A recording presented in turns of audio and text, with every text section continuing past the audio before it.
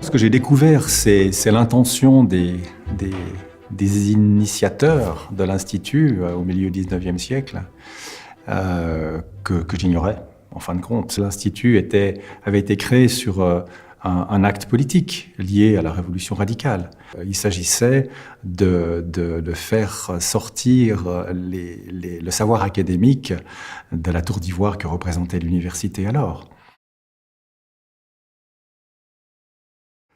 Il y a eu des étapes. La première étape, ça a été vraiment, dans le fond, de forcer en quelque sorte les savants à développer l'interdisciplinarité et puis à bénéficier d'un soutien politique pour ce faire. Et puis assez rapidement, la loi, dans le fond, sur l'Institut national genevois a évolué de manière à en faire ce que c'est vraiment, c'est-à-dire un lieu d'échange et de partage avec le public. Donc il y a eu deux étapes. Première étape, c'était vraiment, ça s'adressait au monde académique. La deuxième étape, qui a suivi assez rapidement, a été de dire l'important c'est que toute la population ait accès au savoir. Donc c'est cette dimension d'accès au savoir que je trouvais extrêmement intéressant.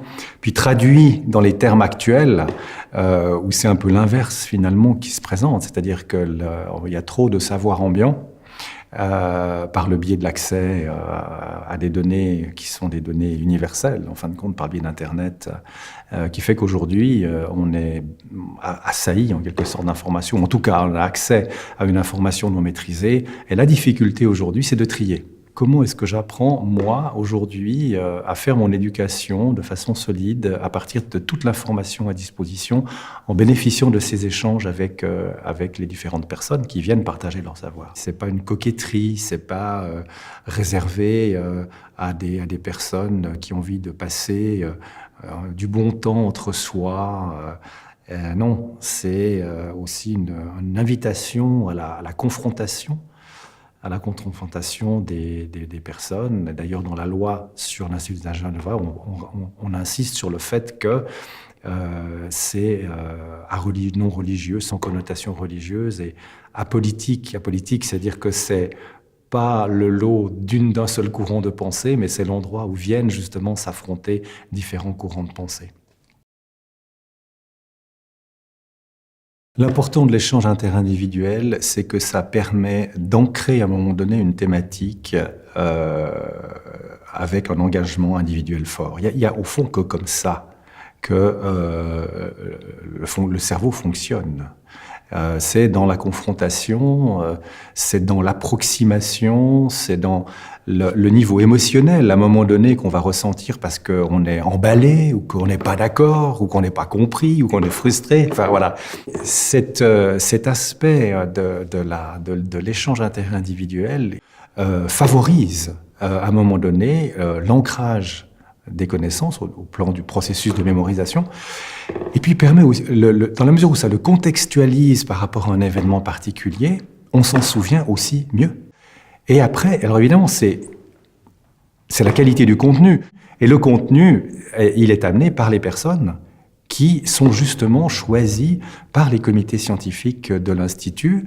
Donc il y a un niveau d'expertise en plus qui est amené, n'est-ce pas? Donc c'est ces deux ingrédients, en quelque sorte, la qualité et le niveau de l'expertise, avec l'expérience émotionnelle, qui crée un contexte, à mon sens, tout à fait favorable, justement, pour pouvoir progresser soi-même, et puis acquérir, c'est ça le but, acquérir un esprit critique dans ce monde dans lequel actuellement on est justement envahi d'informations.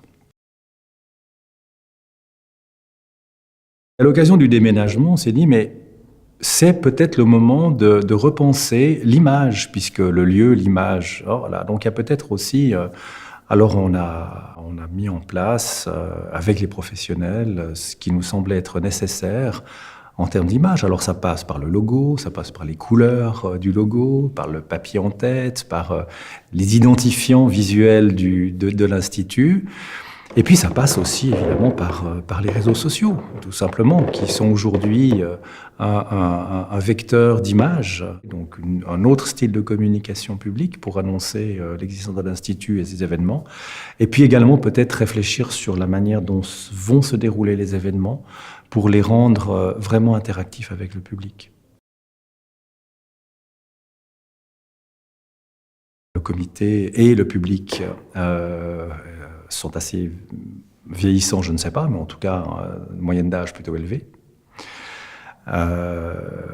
Et la question que ça pose aujourd'hui, c'est comment faire en sorte que les jeunes réalisent au fond que c'est leur engagement dans la société civile qui est le fondement même de la démocratie. Si on regarde, si on lit les écrits de Tocqueville, la démocratie, c'est l'engagement. Et les associations sont le lieu où on peut choisir certaines thématiques sur lesquelles on veut s'engager dans la vie civile. Et c'est vrai qu'aujourd'hui, il y a un fossé générationnel. Et la solidarité que l'on se doit, c'est pas simplement entre, on va dire, les plus aisés et les moins aisés financièrement, mais c'est aussi entre les générations. L'engagement des jeunes, c'est pas simplement dire venez faire des choses à notre place, c'est créer des espaces de lien intergénérationnel. Il y a peut-être un point sur ce point-là qui est un point qui est un point d'accroche, qui est modeste, mais néanmoins, c'est l'attribution des prix. L'Institut décerne chaque année un prix à des jeunes artistes, à des jeunes écrivains ou à des jeunes chercheurs dans les domaines scientifiques depuis de nombreuses années. Et ce qui fait que, dans le fond, nous avons ce qu'on pourrait appeler les anciens primés de l'Institut, les récemment primés. Et ce que j'aimerais, c'est pouvoir réunir les bénéficiaires des prix de l'Institut et leur proposer à eux un espace dans lequel ils puissent agir ou réfléchir avec nous sur la manière de mobiliser les plus jeunes générations.